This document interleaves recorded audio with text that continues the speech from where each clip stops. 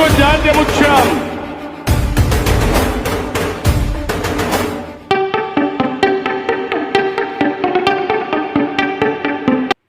ఆంధ్రప్రదేశ్ రాజకీయాల్లో ఇప్పుడు ఆసక్తికరమైన చర్చ నడుస్తోంది.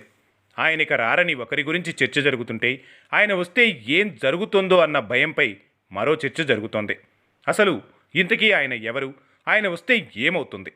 మాజీ సీఎం జగన్మోహన్ రెడ్డి రాష్ట్రానికి పెట్టుబడులు తెచ్చే క్రమంలో ఇప్పటికీ సీఎం చంద్రబాబుకు తలనొప్పిగా మారారట. మంత్రి నారా లోకేష్ వివిధ ప్రముఖ కంపెనీల ప్రతినిధులతో భేటీ అవుతున్న సమయంలో కూడా ఈ క్వశ్చనే అడుగుతున్నారట ఆ కంపెనీల ప్రతినిధులు. రాష్ట్రంలో పెట్టుబడులు పెట్టాల్సిందిగా చంద్రబాబు, రామ్మోహన్ నాయుడు, బాబు దావోస్ పర్యటన చేపట్టారు. ఈ నేపథ్యంలోనే సీఎం చంద్రబాబు కూడా ఇటీవల ఓ ఆసక్తికరమైన కమెంట్ చేశారు. రాష్ట్రంలో పెట్టుబడులు పెట్టడానికి పారిశ్రామికవేత్తలు ఇప్పటికీ సంకోచిస్తున్నారని, తాము ఇప్పుడు పెట్టుబడులు పెట్టినా భవిష్యత్తులో జగన్మోహన్ రెడ్డి మళ్లీ సీఎం అయితే తమ పరిస్థితి ఏంటని, అసలు ఆంధ్రప్రదేశ్లో పెట్టుబడుల ప్రస్తావనే లేకుంటే తమకు ఇబ్బందులే ఉండవు కదా అని ఇప్పటికీ పారిశ్రామికవేత్తలు ఆలోచిస్తున్నారని చెప్పుకొచ్చారు బాబు.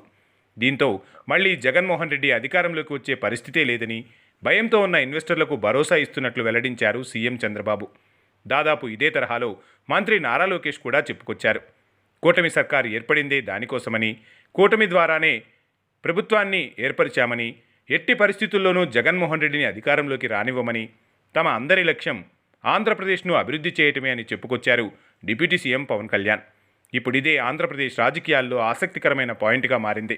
జగన్మోహన్ రెడ్డి మళ్లీ అధికారంలోకి రారనే విషయాన్ని జనంలోకి తీసుకెళ్లడానికి దీన్నో నినాదంగా చేసుకున్నారా, లేక పారిశ్రామికవేత్తలకు నిజంగానే జగన్ మళ్లీ అధికారంలోకి రారని భరోసా ఇస్తున్నారా అనే చర్చ జోరందుకుంది. ఈ పరిస్థితుల్లో గత 10 ఏళ్ల కాలంలో ఏం జరిగిందనే అంశంపైన పనిలో పనిగా చర్చించేసుకుంటున్నారు జనాలు. 2014-2019 మధ్య చంద్రబాబు సీఎంగా ఉన్న కాలంలో రాష్ట్రానికి వచ్చిన కీలక పరిశ్రమలేవి, 2019-2024 మధ్య కాలంలో జగన్ సీఎంగా ఉన్నప్పుడు ఆంధ్రప్రదేశ్కు వచ్చిన ముఖ్యమైన పరిశ్రమలనేవి అనే చర్చ జోరందుకుంది.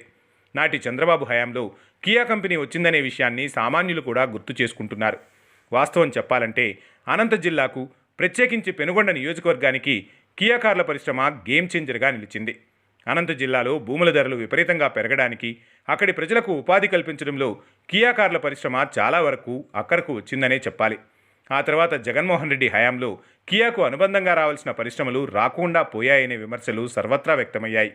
వైసీపీ హయాంలో ఈ స్థాయిలో రాష్ట్రానికి వచ్చి గేమ్ చేంజర్గా వచ్చిన సంస్థ ఏమైనా ఉందా అని టీడీపీ సానుభూతిపరులు క్యాడర్ ప్రశ్నిస్తున్నారు. దీనికి సమాధానం చెప్పాలంటే కొంచెం బుర్ర తడుముకోవాల్సిన పరిస్థితే. అలాగని జగన్ హయాంలో అసలు పెట్టుబడులు రాలేదా అని అనడానికి వీల్లేదు. జగన్ హయాంలో కూడా పెట్టుబడులు వచ్చాయి, కానీ కియా తరహా గేమ్ చేంజర్ పరిశ్రమలు రాలేదనే చెప్పాలి. పైగా వైసీపీ హయాంలో జగన్ సీఎం పీఠం మీద కూర్చోగానే తీసుకున్న కొన్ని నిర్ణయాలు జాతీయ స్థాయిలో, ఇంకొన్ని సందర్భాల్లో అంతర్జాతీయ మార్కెట్లో కూడా చర్చకు దారితీశాయి.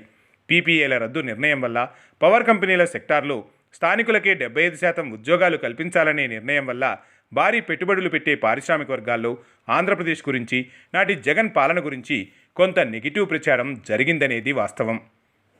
అయితే ఈ ప్రచారం తెలుగుదేశం పార్టీ చేయించిందని నాడు అధికారంలో ఉన్న వైసీపీ ఆరోపణలు గుప్పించింది.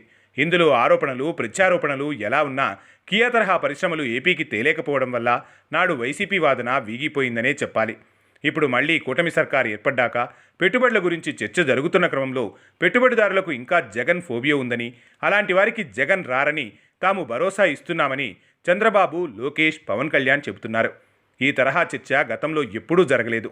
ప్రతిపక్షంలో ఉన్న ఓ పార్టీ గురించి, మాజీ సీఎం గురించి పెట్టుబడిదారులు భయాందోళనలతో ఉన్నారనే చర్చ జరగడం తెలుగునాట రాజకీయాల్లో కొత్త పరిణామమనే చెప్పాలి. చంద్రబాబు, లోకేష్ రాజకీయ కోణంలో వ్యూహాత్మకంగా ఈ కమెంట్లు చేస్తున్నారా, నిజంగానే పెట్టుబడిదారుల్లో భయం ఉందా అనే చర్చ జోరందుకుంది. రాజకీయమైతే ఇదో స్ట్రాటజీగా చూడొచ్చు, కానీ ఇదే నిజమైతే మాత్రం బాబోయ్ అని సామాన్యుడు కూడా ఆశ్చర్యపోవాల్సిందే.